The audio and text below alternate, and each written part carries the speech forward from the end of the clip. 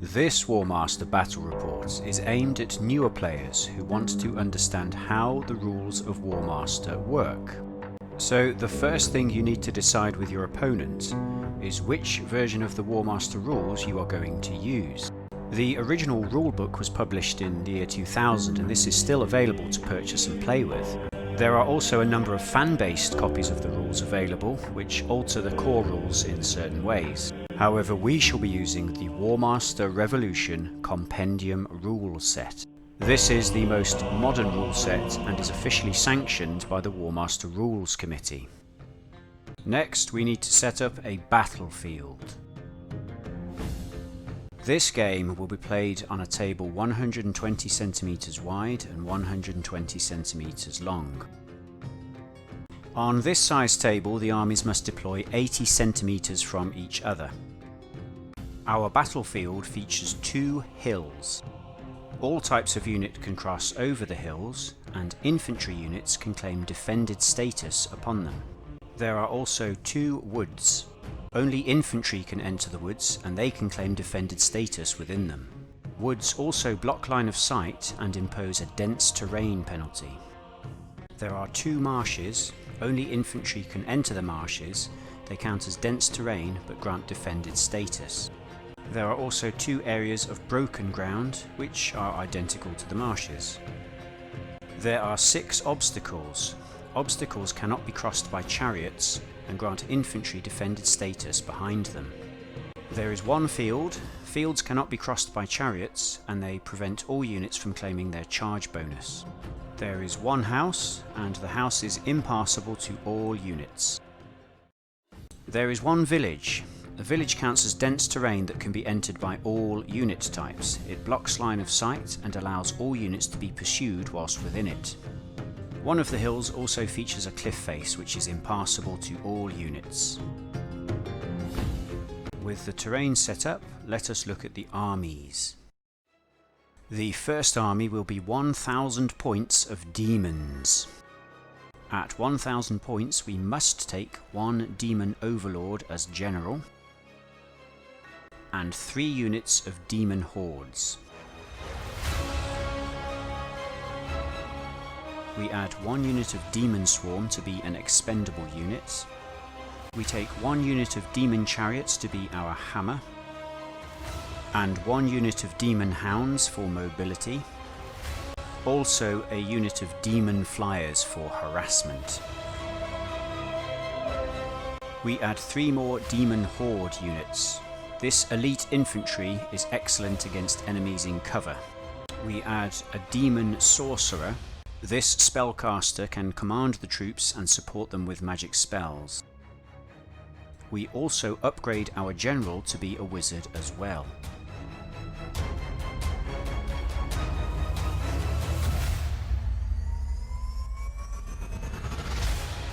The army comes to 1000 points exactly and has a breakpoint of 5. The second army is 1000 points of Albion. At 1000 points we must take 1 Albion general. We must also take 1 unit of chariots, also 2 units of warriors and 1 unit of slingers. We add 2 more units of warriors. 4 units of warriors provide a strong infantry corps. 1 more unit of slingers. The slingers are expendable and good at harassment. 1 more unit of chariots. Chariots provide a strong hammer but are useless against enemy in terrain. We take 2 units of wolfhounds. Wolfhounds are fast, mobile and expendable. We add a hero on a chariot and a giant. We finish by taking 1 druid and a model to represent his Fenbeast spell.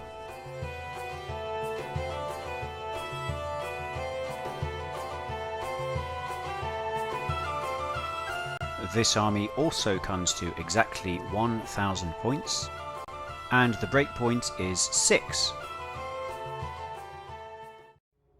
Both armies now make a scouting roll to see who deploys first. The rules for scouting can be found on page 79 of the compendium. The demons select their flyers as scouts. They roll a 7 for a scouting total of 10. Albion selects 2 units of wolfhounds for scouts. They also roll 7 for a total of 11. Albion have won the scouting roll and must deploy their scouts first. The manner by which the wolfhounds manage to communicate their reconnaissance to the rest of the army is a mystery. With the 37 keys of Tzeentch, we open the way for our brothers. With the 1,000 whispers of Slaanesh, we call to them. With the 12 plagues of Nurgle, we fell their enemies. And with the mighty axe of Khorne, we cut open the world for them. Behold the power of chaos! This world is ours now and forever! The demon army has superior infantry quality and numbers in this game, so they intend to send their demon hordes forward to secure the defendable terrain at the centre. The rest of the army will be held in reserve to counter enemy aggression or pick off vulnerable targets.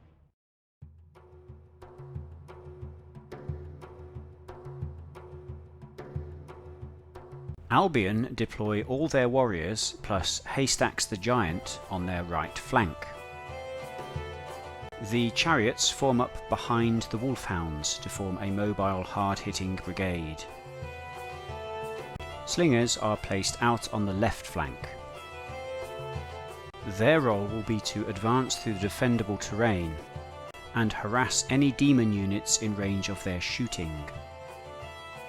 The druid is placed in the centre of a marsh, from whence he hopes to summon a fen beast. The general emerges from his longhouse to join the troops, and the warriors start to sing their battle songs, accompanied by the bass tones of the giant. Albion have the advantage in chariots and cavalry in this game, so they intend to take out the enemy's mobile units with their strike force.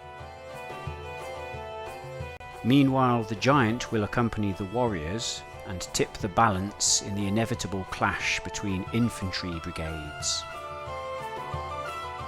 Characters check their command radiuses. Each character tries to keep as many units as possible within 20 centimeters. This is because ordering units outside of 20 centimeters imposes a command penalty to the character. The Albion army is now ready for battle.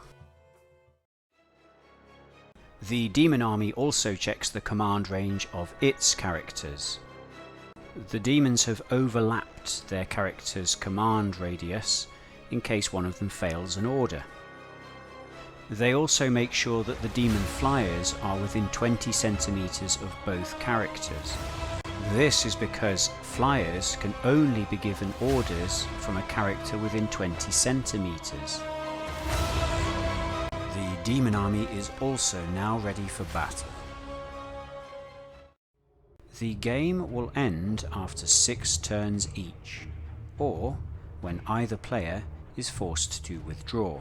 An army will withdraw once the number of units it has lost equals its breakpoint, or if its general is removed from play.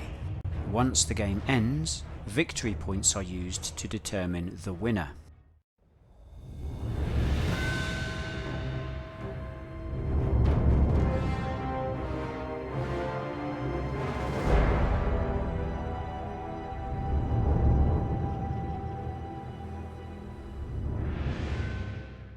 The first thing that Albion do is select a character and issue an order to a brigade of troops. Albion select their druid, who has a command value of 7. He attempts to order 2 units of slingers as one brigade, but he rolls a 9, which is a failure. However, in War Master Revolution, if the character's first order of the turn is a failure, the unit is still allowed a half-paced move. In this case, the slingers move forward 10 centimeters, but the druid cannot issue further orders this turn. Albion select another character, this time the hero whose command value is 8. He issues an order to the Wolfhounds and Chariots as one brigade of 4 units. He rolls a 5, which is successful, so the whole brigade can do a full pace move of 30 centimeters. The hero can continue to issue orders to that brigade this turn, or he can move on to a different brigade that is yet to be ordered. He decides to issue a second order to the same brigade and include all 4 units in the brigade order. Measuring the distance to the furthermost unit in the brigade, we can see that they are over 40 centimeters away.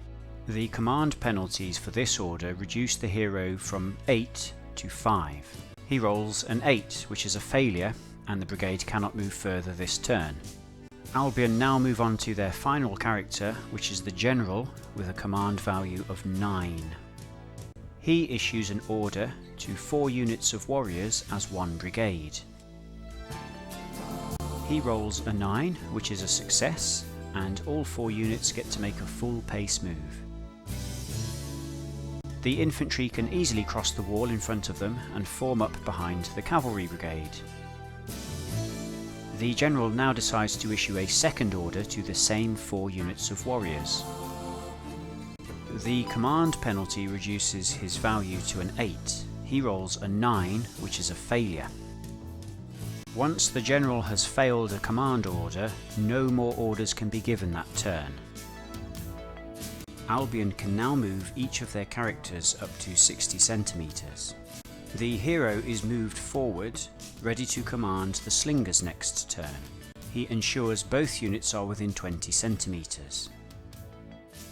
The wizard is moved forwards in advance of the army, ready to cast a spell.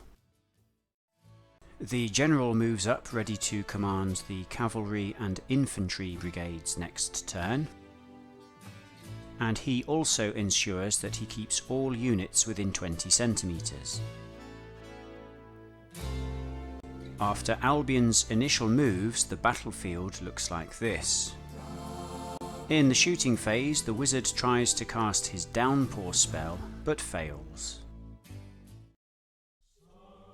Play now passes to the demons. They select their demon sorcerer, and he attempts to issue an order to the chariots and hounds as one brigade. He has a command value of 8 and no modifiers apply, but he rolls a 12, which is a failure. Failing an order by rolling a double 6 is also a blunder, so a roll must be made on the blunder table. The roll on the blunder table is also a 6. This result means the whole brigade must move towards the closest enemy at full pace. The closest enemy are the Wolfhounds, so both units move 30 centimeters directly towards them. Because the character failed his order, he can issue no more this turn, so the brigade halts. The demons now attempt to issue an order with their general, whose command value is 9. He tries to move 3 units of Demon Horde as a brigade, but rolls an 11, which is a failure. But as this is the character's first order of the turn, the brigade is allowed a half-paced move. Because the general failed an order, no more characters may issue orders, so the demon army moves no further this turn. Both demon characters now move ahead of their army to get the enemy in range of their spells.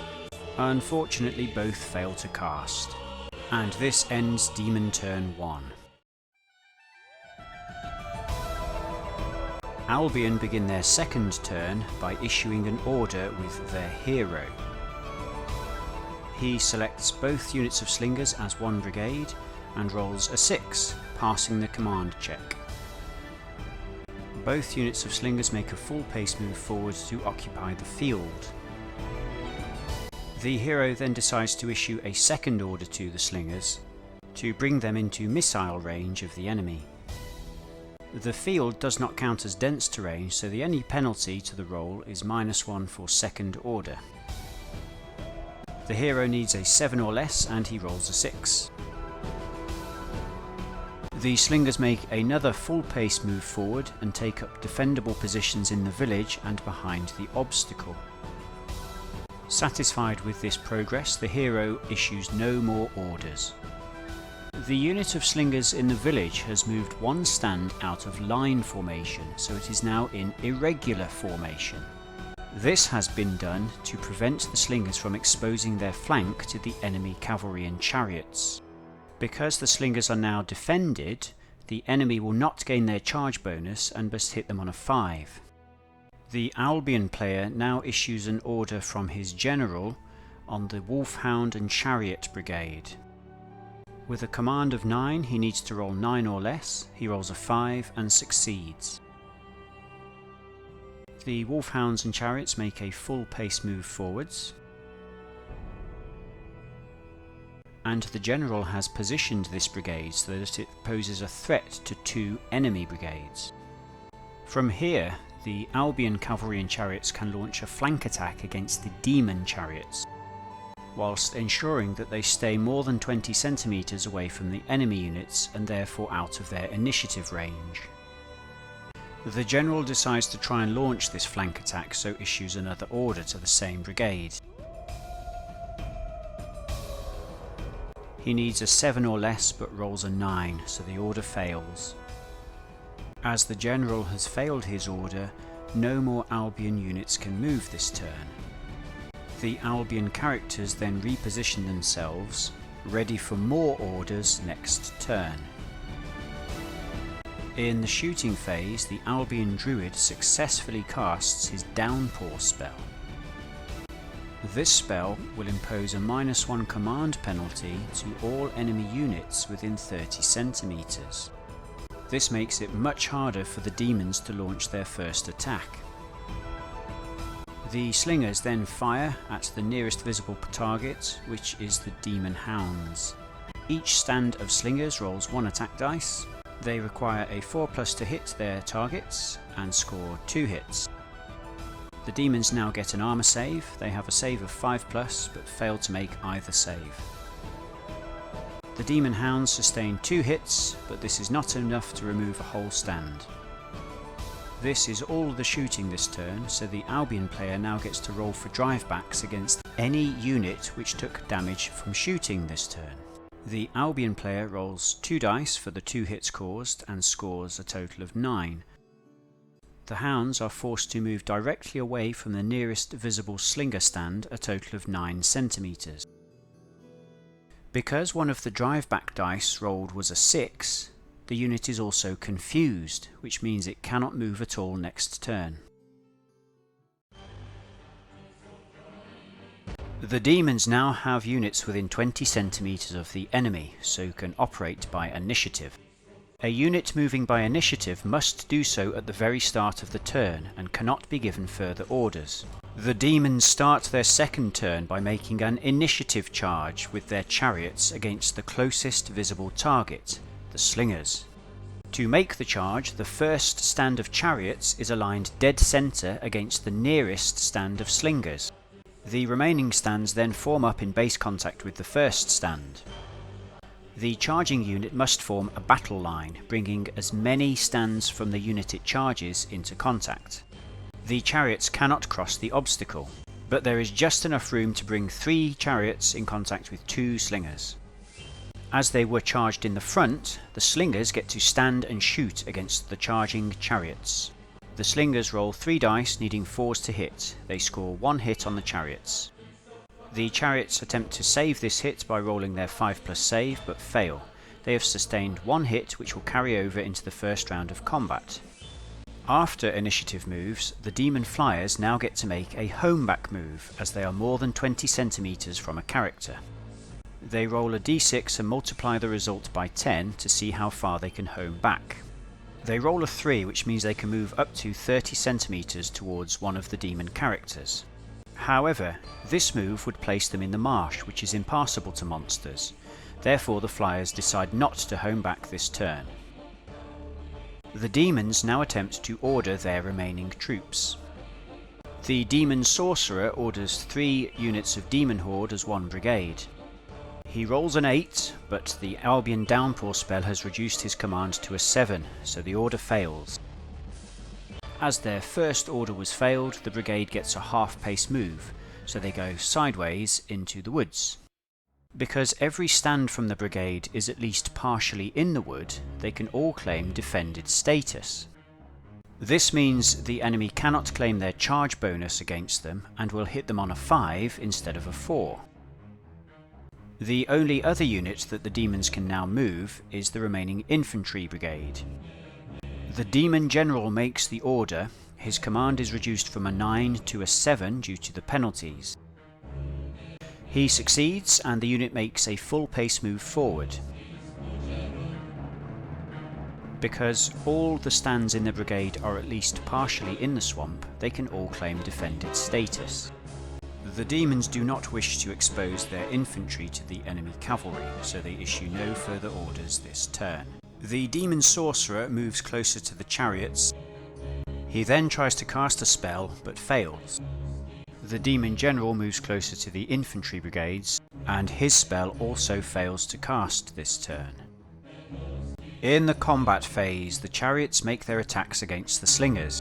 As the slingers are defended, the chariots get no charge bonus, so roll 3 attacks per stand, needing 5s to hit.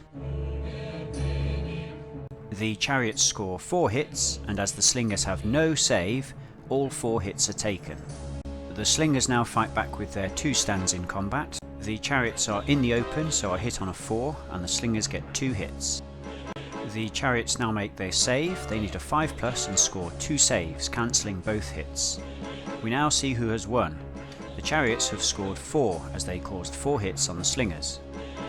The slingers scored 2 as they caused 1 unsaved hit on the chariots and claim +1 support for 1 stand not fighting. Next, we remove casualties. Each stand of slingers can sustain 3 hits before it is removed. 4 hits is enough to remove 1 whole stand, with the remaining 1 hit being carried over onto another stand. The losing side must now retreat 1 centimetre for every point by which it lost the combat. The slingers lost by 2, so they retreat 2 centimetres. The chariots may now pursue the slingers and fight another round of combat. 2 of the chariot stands can move directly forwards into contact with the slingers. However, the 3rd chariot stand cannot pursue directly forwards as its path is blocked by the obstacle. Instead, it is permitted to pursue by moving to the other side of the formation, where it is now in the slinger's flank. The chariots now fight a 2nd round of combat. Because the slingers retreated, they now count as being in the open, so are hit on a 4. The chariots can also claim a pursuit bonus of +1 attack per stand. They roll 12 dice and get 6 hits. The slingers can actually only sustain 5 more hits before they're wiped out, so the 6th hit is wasted. The slingers now fight back with 1 stand, but it is reduced to 1 attack as it has been flanked by the chariots. 1 hit is caused, but the chariots save it. The slingers are wiped out and the chariots are victorious. They can now make an advance move. An advance move can be made against the closest visible target within 20 centimetres. Although the village reduces the chariot's line of sight to 2 centimetres, they can see just far enough out of the village to detect the slingers. Likewise, the slingers can see the chariots as they start their advance move, which means they can stand and shoot. An advance move is just like a charge, so the chariots make contact with the slinger's flank and form up. As the chariots cannot cross the obstacle, one of the stands will not make contact. The slingers now stand and shoot. They roll 1 dice per stand, needing 4s to hit and score 2 hits. The chariots failed to make their saves, so sustain 2 more hits. This is enough to remove an entire chariot stand, and this happens before blows are struck in combat. When making an advance move, a unit cannot claim its charge bonus due to exhaustion. This means the chariots roll 3 attack dice each and require 4+ to hit the slingers. They score 2 hits. As the slingers are attacked in the flank, their attacks are reduced from 2 to 1, and they roll 1 dice which misses. The Slingers cannot call upon support as none of their stands are fighting to their front. As both sides have sustained 2 hits this round, the combat is a draw. Both units must now make a fallback move, and they roll off to see who moves first. The demons win the roll off, so the Slingers are forced to move first. They roll 3d6 and score a total of 8. A fallback move must be made away from the line of combat, and the amount rolled on the 3 dice is the maximum amount of centimetres the unit can fall back. As they fall back, the unit can rearrange their formation any way they wish. The demons then make their own fallback move and retreat into the safety of the village. At the end of the combat round, any outstanding hits that are left on units which are no longer fighting are removed.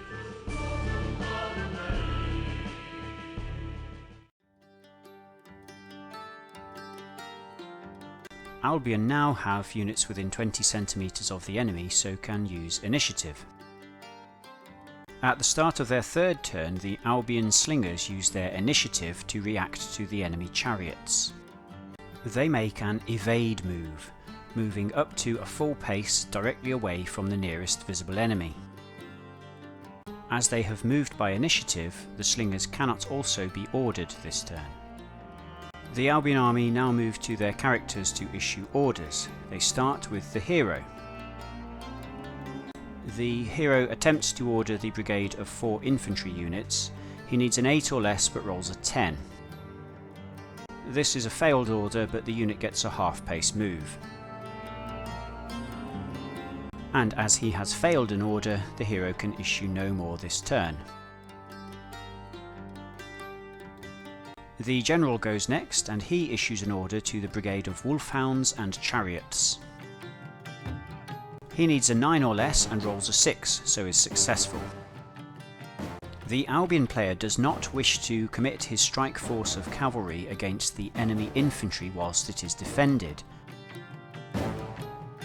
Instead, he moves the brigade sideways into the village to threaten the flank of the enemy chariots. He ensures that all his units stay out of initiative range of the enemy, whilst keeping them within his charge range. The general tries for a second order on the same brigade, intending to send his wolfhounds into the demon chariots and his chariots into the demon hounds.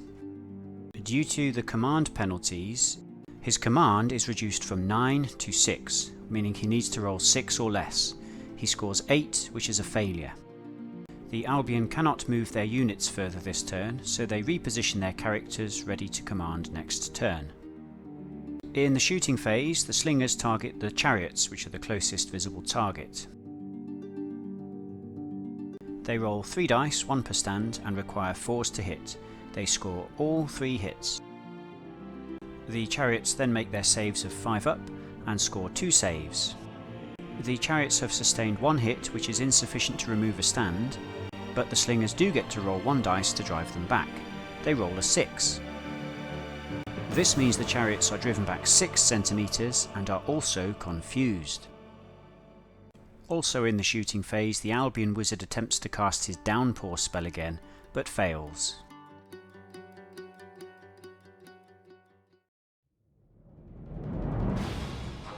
At the start of their 3rd turn, the demon army must take an instability test for any unit that has lost 1 or more stands. This affects the demon chariots, who must roll a d6 on the instability table. They score a 6, which means they must charge the closest visible unit despite being confused. The power of chaos gives us strength! There are no demon units within initiative range, so the demons now roll to home back their flyers. They score a 3 and move the demon flyers up to 30 centimetres towards the demon general. The flyers must move as close as they can get to the general without entering the impassable terrain. The demon characters now begin issuing orders. The demon sorcerer issues an order to the unit of demon hounds. He needs an 8 or less and scores a 3, which is a success. The hounds are ordered to charge the Albion chariots, who they can see protruding from the village. As both units are mounted along the short edge of their bases, they simply move into direct frontal contact with each other. The Demon Sorcerer now continues ordering and selects the brigade of 4 infantry units in the marsh. The dense terrain penalty reduces the Sorcerer's command value from an 8 to a 7. He rolls a 3 and is successful, so the infantry make a full pace move forwards. Note that the units can rearrange their formation as they do so, provided they end up touching. The Sorcerer then attempts a second order on the infantry to move them into the defendable terrain. The command penalties reduce his command from an 8 to a 6. He scores an 8, which is a failure, so the brigade does not move further this turn. The demons then use their general to issue an order to the infantry brigade in the wood. The dense terrain penalty reduces his command from a 9 to an 8. He needs to roll 8 or less and succeeds. The demon infantry brigade moves a full pace move forwards. The general would like to set up a flank charge by sending his infantry into the enemy chariots. However, in their current position, the infantry have the majority of their models in the chariot's front arc. The general tries a second order on the same brigade to move them further into the chariot's flank arc. The command penalties reduce him from a 9 to a 7, but he rolls an 8, which is a failure. As the general has failed an order, no more demon units may move further this orders phase. The demon characters now reposition, ready to cast spells into combat. The Demon Sorcerer attempts to summon demons into the chariot combat, but fails the casting roll. The Demon General then attempts the same spell on the same target, but also fails to summon demons. In the combat phase, the Demon Hounds make their attacks against the enemy chariots. The Demon Hounds have 3 attacks per stand. They gain a charge bonus of +1 attack per stand, for a total of 12 attacks. The chariots cannot claim defended status, so they are hit on a 4+. The hounds score 7 hits. The chariots have a 5-up armor save. They make their saving rolls, but only 1 succeeds. They have sustained 6 hits. The Albion player notes the amount of hits taken on his chariots, then attacks back. The chariots have 3 attacks per stand and require a 4+ to hit the hounds. They score 3 hits. The Demon Hounds have a 5+ save, but fail to save any hits. In this round, the Demon Hounds have scored 6, whilst the chariots have only scored 3. Each stand can sustain 3 hits before it is removed, so the Demon Hounds lose 1 stand and the chariots lose 2 stands. The chariots lost by 3, so they must retreat 3 centimeters. This retreat is blocked by the second unit of chariots, who must now make way. To make way, the second unit of chariots simply moves to the side by the minimum amount necessary to allow the first unit of chariots to pass. Making way can be risky, as the demon player can now roll to confuse both units of chariots. To test for confusion, the demon player rolls 1 dice for each unit of chariots and needs to score a 6, but fails to do so. The Demon Hounds now make a pursuit move, moving directly forwards back into contact with the chariot. As the pursuit was a full 3 centimeters, the Demon Hounds gain a bonus +2 attacks per stand. The Demon Hounds roll 10 dice, needing 4s to hit, and score 6 hits. The chariot needs a 5+ to save these hits, but can only save 1. The chariot can only sustain 3 hits, so will be destroyed, but first it gets to fight back. It rolls 3 attacks and scores 3 hits on a 4+. The Demon Hounds can save these 3 hits on a 5+, and they make 1 save. The Demon Hounds sustain 2 hits. The chariot stand is now removed from play, and the demons are victorious as they have destroyed their opponent this round. The Demon Hounds can now make an advance move into the closest visible enemy, which is actually the Wolfhounds. The Wolfhounds are already in combat with the chariots. However, as neither the Wolfhounds nor the Demon Chariots have fought this turn yet, the advance move of the Demon Hounds allows them to add their attacks to this combat this turn. The engagement will be worked out as one multiple combat of 4 units. The Demon Chariots make their attacks first. The Wolfhounds count as being in the open, so the chariots get their full charge bonus against them. They roll 5 dice per stand and will hit on a 4+. The chariots score 5 hits and the Wolfhounds have no armour, so take all 5. There are 4 stands of Wolfhounds fighting the demon chariots, 2 in the front and 2 touching corner to corner. They have 3 attacks each and will hit the chariots on a 4+. They roll 12 dice and score 6 hits. The demon chariots have a saving throw of 5+. They roll 6 dice and score 2 saves. So far the demons have scored 5 hits, whilst the Wolfhounds have scored 4 hits. The demon hounds go next. They have 3 attacks per stand and no charge bonuses as they are advancing. The Wolfhounds are in the open, so will be hit on a 4+. The demon hounds roll 6 dice and score 3 hits. And as the Wolfhounds cannot make a saving throw, they take all 3 hits. 1 stand of Wolfhounds can now fight back against the demon hounds. Their attacks are reduced by 1 as they are fighting to their flank. They roll 2 dice and score 2 hits, and the demon hounds fail to make their saving throws. 2 more hits are added to the demon hounds. So the demons have scored 8 hits against the Wolfhounds, and the Wolfhounds have scored 6 hits in total against the 2 demon units. We now remove casualties, and all 4 units that were fighting have sustained sufficient hits to lose a stand each. The remaining hits are carried over as the combat continues. The Wolfhounds have lost the combat and must retreat. However, as this is a multiple combat, the retreat distance is divided by the total number of units fighting on the losing side. In this case, a loss by 2 divided by 2 units equals 1, so each Wolfhound unit retreats 1 centimetre. The demon units now have the option of falling back or continuing the combat. They both opt to pursue. Destroy the weak! The remaining demon chariot goes first. It has 3 attacks plus 1 for pursuit and will hit the Wolfhounds on a 4. It rolls 4 dice and scores 2 hits. The Wolfhounds have no save, so they sustain those 2 hits. The 2 stands of Wolfhounds now fight back. They have 3 attacks each and will hit the chariots on a 4+. They score 3 hits on the chariot and it fails to make any saves.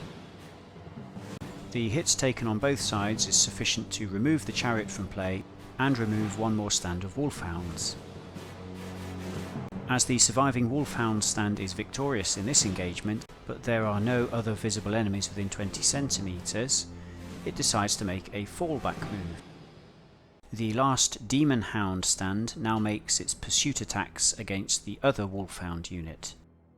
The Wolfhounds sustain 2 more hits.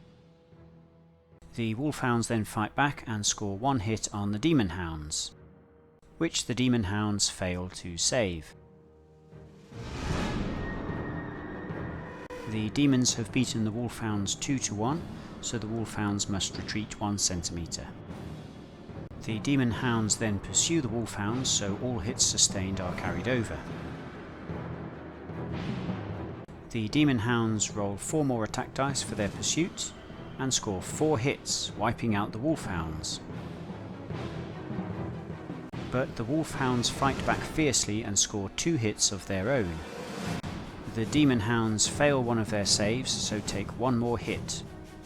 This means that both units have sustained exactly enough hits to remove them both from play.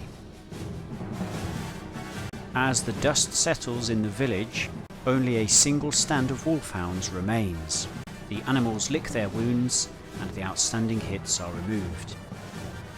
So at the end of turn 3, the demons have killed off 1 full unit of Wolfhounds, 1 full unit of chariots and 1 full unit of slingers, so gain the full cost of those units as victory points. The demons have also reduced 1 unit of Wolfhounds down from 3 stands to 1 stand, so earn half points as victory points for that unit. Likewise, the Albion army scores the cost of the Demon Hounds and Demon Chariots as their victory points this turn. The destroyed units count towards each army's breakpoint, whilst the single stand unit of Wolfhounds counts as half a breakpoint.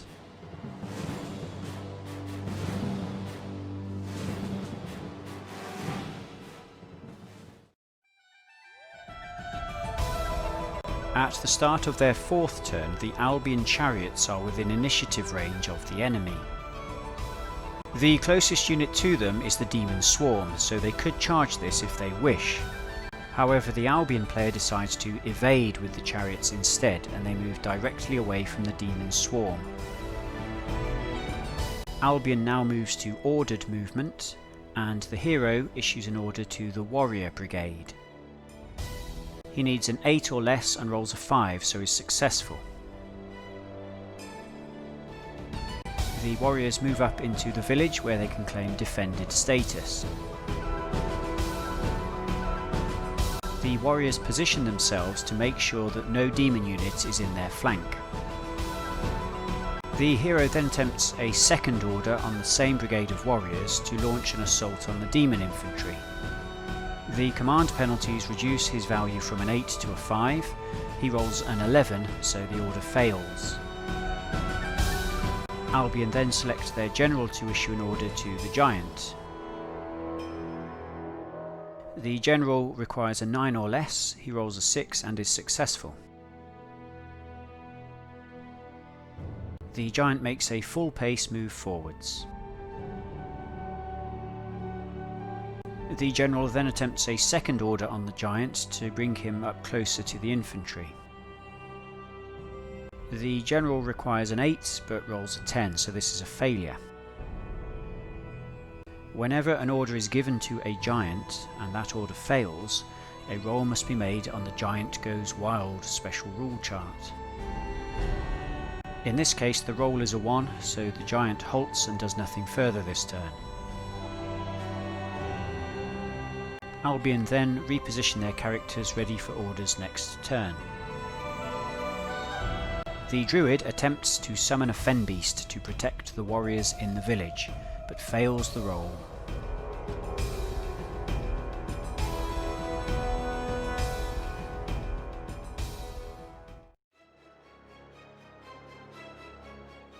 The demons now have the enemy within initiative range. The red demon horde, the green demon horde and the demon swarm all have the same unit of warriors as their closest visible target. The red demons move first and have just enough movement to make contact with one of their stands. The orange demons can also make a supporting charge with initiative. They are placed directly behind the red demons. The green demons then make their initiative charge and can make contact with all 3 of their stands. The demon swarm now have their line of sight blocked, so cannot use their initiative. Instead, the demon sorcerer issues a brigade command to the demon swarm and remaining demon infantry. He needs a 7 or less due to the presence of nearby enemy and rolls a 5, which is a success. The demon swarm can now move up into a supporting position in the combat. As this was a brigade order, the remaining demon units must move up into base contact with the demon swarm. They move up alongside the fighting line of demons. The demons have formed an impressive battle line with 5 stands fighting and 7 in support. The demon general now gives an order to the demon flyers. He requires a 9 or less and rolls a 6, which is a success. As flyers, the demons can move up to 100 centimeters and land the far side of the board behind the enemy slingers. As they are now more than 20 centimeters from the character, the demons cannot be ordered again this turn, but they pose a tactical threat to the slingers in Albion's turn. The Demon General now orders the remaining single unit of Demon Horde. He needs a 9 or less and rolls a 6, which is a success.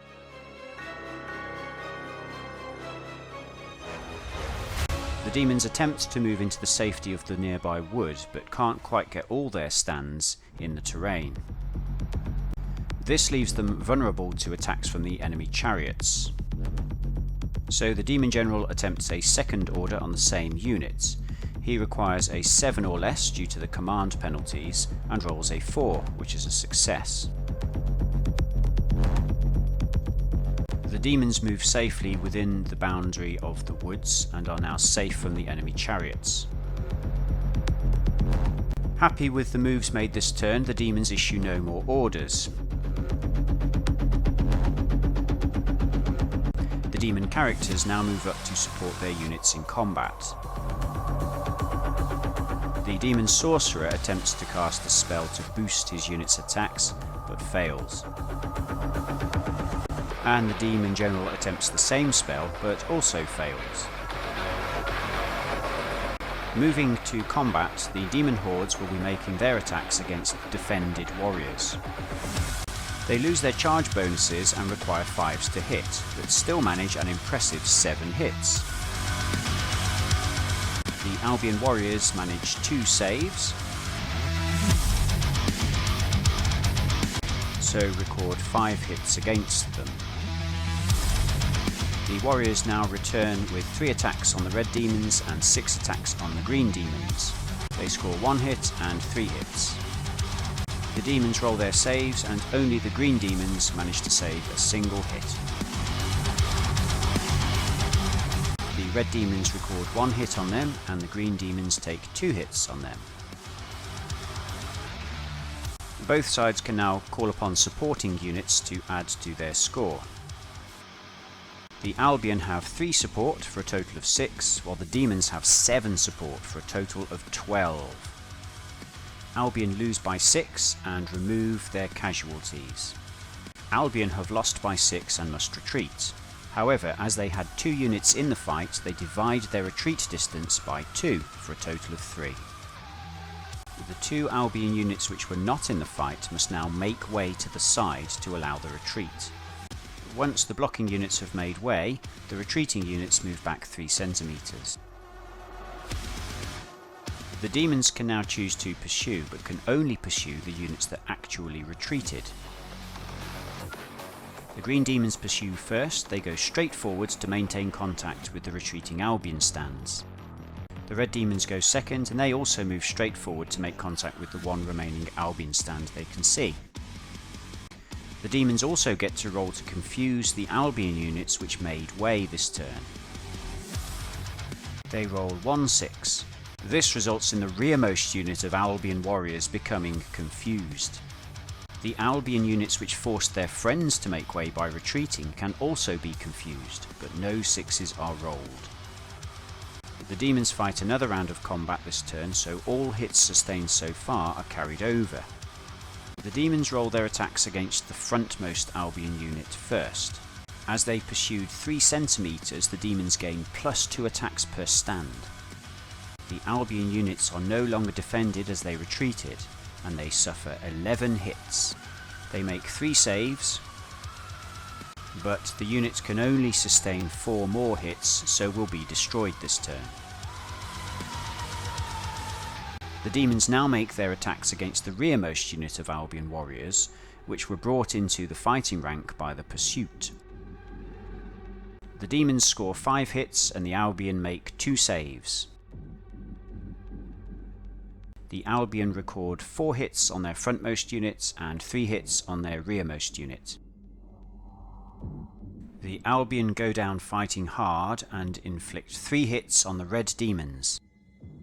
The demons fail to make any of their saves and sustain 3 more hits. The other Albion warriors attack the green demons and score 4 hits. The green demons make 2 saves and sustain 2 more hits. At the end of the second round of combat, both sides total up the number of hits caused, then call on support. Albion can call on 1 support for a total of 6, while the demons can call on 5 support for a total of 11. Casualties are removed and hits carried over. The front Albion unit is now destroyed and the rear Albion unit must retreat another 3 centimeters. This retreat forces the single remaining Wolfhound stand to make way, and both units test for confusion.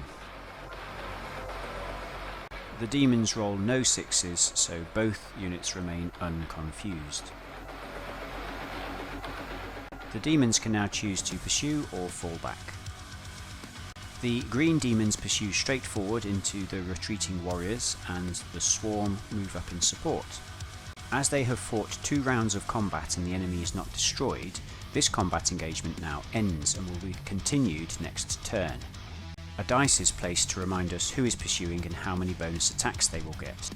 The red and orange demons decide to fall back from this combat as they don't wish to pursue into a position where they will be flanked. They roll a total of 10 on their 3 dice and fall back into a defended position within the village. The combat phase now ends for this turn, and any units locked in combat retain their hits, whereas the units no longer locked in combat can discard their hits. At the end of the turn, Albion have now given up 4.5 units towards their breakpoint, whilst the demons have only lost 2 units towards their breakpoint. With neither army broken, play continues for another turn.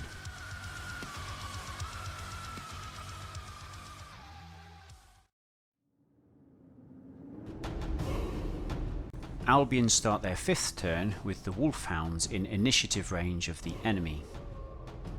They wisely decide to make an evade move and move directly away from the demon swarm. Albion now attempt to issue an order to their slingers to get them out of the way of the threat posed by the demon flyers. The hero requires a 7 or less and rolls a 6, which is a success. The slingers move behind the obstacle to take up a defended position. However, the demon flyers could still charge them on initiative next turn. So the hero tries for a second order, requiring a 6 or less, to charge the slingers into combat. He succeeds. Although the slingers are very weak in combat, as they have charged the demons in the rear, they should win. The Albion General now issues an order to Haystacks the Giant to send him into combat. He requires a 9 or less and rolls a 5, which is a success. The giant moves sideways to bring the swarm into his line of sight. The general then attempts a second order to charge the giant into combat. The command penalties reduce his command to a 6, but he rolls a 10, which is a failure. As the giant has failed to receive his order, we must roll once again on the Giant Goes Wild chart. The Albion player rolls a 6, which is the best possible result. The giant charges straight at the swarm and jumps up and down on them, doubling his attacks for the first round of combat. The timely intervention of the giant should now swing this critical combat in favour of Albion. Characters now make their moves, and the Albion hero in his chariot enters the combat on the side of the slingers. The Albion general and druid then move behind their battle line to support the troops. In the shooting phase, the Albion druid attempts to summon a fen beast into combat, but fails. In combat, the slingers and Albion hero score 5 hits on the demons. The demons make 2 saves and sustain 3 hits. In return, the demons can only fight back with 1 attack each and inflict 1 hit on the slingers. The demons then retreat 2 centimeters and remove 1 stand. The slingers decide to press home their advantage and pursue the demons into another round of combat. However, in the second round they can only manage 3 hits on the demons. The demons save 1 of these hits, so sustain 2, and then the demons fight back with 2 attacks and inflict 2 hits on the slingers. This means the combat is a draw, with 2 hits sustained each this round. Both sides then roll off to see who must fall back first, and the demons win the roll. The slingers roll just far enough to place one of their remaining stands in a defended position, and the character goes with them. The remaining demon stands roll just high enough to move closer to the enemy wolfhounds, and this places them just within initiative range to attack the wolfhounds next turn. In the village, the giant charges in and attacks the spawn, who counters in the open as they pursued last turn.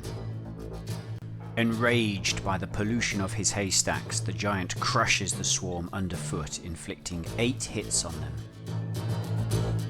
The demons then attack the Albion warriors, inflicting 4 hits, but the warriors make 2 saves, so sustain 2 hits. The demon swarm tries to fight back against giant haystacks, but fail to land a blow. The warriors then inflict 3 hits upon the demons, and the demons fail to make a save. The hits are totalled up, and Albion have won this combat by 11 points to 4.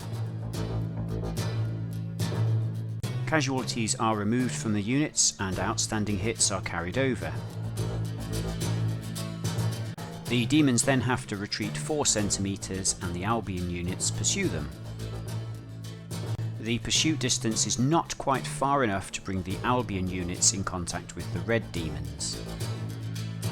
In the second round of combat, the Albion warriors inflict 4 hits on the demons, and they make 1 save. The giant also lands 4 more hits on the demon swarm. In return, the demons inflict 2 hits on the Albion warriors, and they save 1. Whilst the swarm manage to land 1 hit on the giant, and he fails to save. The green demons and the swarm are both wiped out this combat, so the giant makes an advance move into the nearest visible enemy, which is the blue demons. The remaining warrior stands decide not to advance and instead make a fallback move. This places them out of visibility range of the red demons and also regain their lost hits. At this point in the battle, both armies have taken heavy casualties. Both players can see victory within their grasp, but if the giant can kill off 1 more unit this turn, Albion shall be victorious.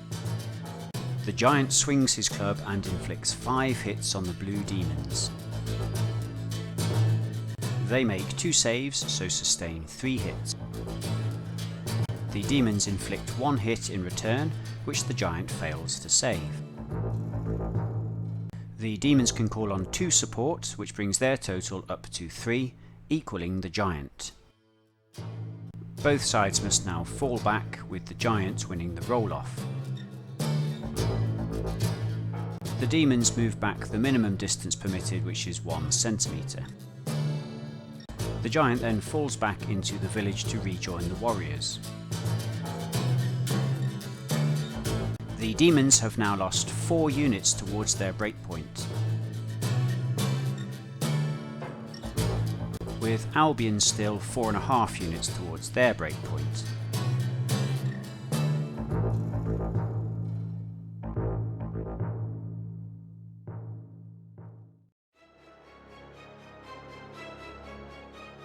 At the start of turn 5, all wounded demon units must make an instability check.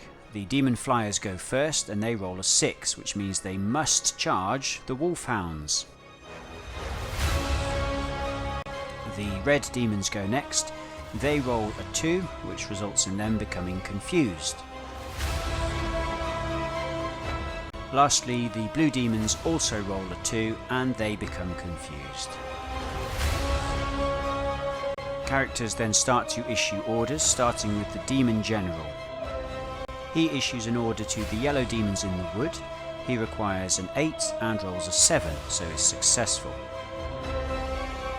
The demons move out of the wood and onto the hill, trying to set up a flank charge into the enemy chariots. The general then issues a second order to the yellow demons, hoping to send them into combat. He needs a 7 or less and rolls a 7. The demons charge home and catch the chariots in their flank. The general then attempts to order the orange demons to launch a flank attack on the Albion warriors. He requires a 7 or less but rolls an 8, which is a failure. In the magic phase, the demon general casts his summon demon spell on the red demons and succeeds. We have returned. Our vengeance shall be swift and brutal. Feast on their flesh! The demon sorcerer then attempts to cast the same spell on the demon flyers but fails. In combat, the demon flyers can only land 1 hit on the wolfhounds. But the wolfhounds fail to land any blows in return and lose the combat. The wolfhounds retreat 1 centimetre and are pursued by the demon flyers, who can lap round their flank. In the second round of combat, the demons land 2 more hits and kill off the wolfhounds, whilst the wolfhounds once again do nothing in return. The demons then roll 3d6 for their fallback move and position themselves facing the rear of the Albion army. In combat, the yellow demons rip into the flank of the Albion chariots, inflicting 9 hits. The chariots make 4 of their saves, so sustain 5 hits, and they fight back with 2 attacks, inflicting 2 hits, whilst the demons save 1. The demons win the combat 5 hits to 1, and Albion remove 1 chariot and carry the outstanding hits over. The chariots then retreat 4 centimetres whilst the demons pursue them. By lapping round the chariots, the demons can avoid contacting the Albion warriors and bringing them into the fight. The demons roll their attacks and score 9 more hits on the chariots. The chariots make 3 saves but have now taken sufficient hits to remove them from play. They do get to fight back and inflict 2 more unsaved hits on the demons, killing off a further stand. However, with the loss of both the chariot unit and the wolfhound unit this turn, Albion have now reached their breakpoint and must withdraw from the battle. As soon as one army withdraws, the game ends, and players now calculate victory points to determine who has won. If the demons have scored more victory points than Albion, then the demons will win. However, if Albion have scored more victory points than the demons, the game will actually be a draw. This is because you cannot score more victory points than your opponent if your army has withdrawn. There are no other victory conditions at play in this game, so both players total their losses to determine the winner.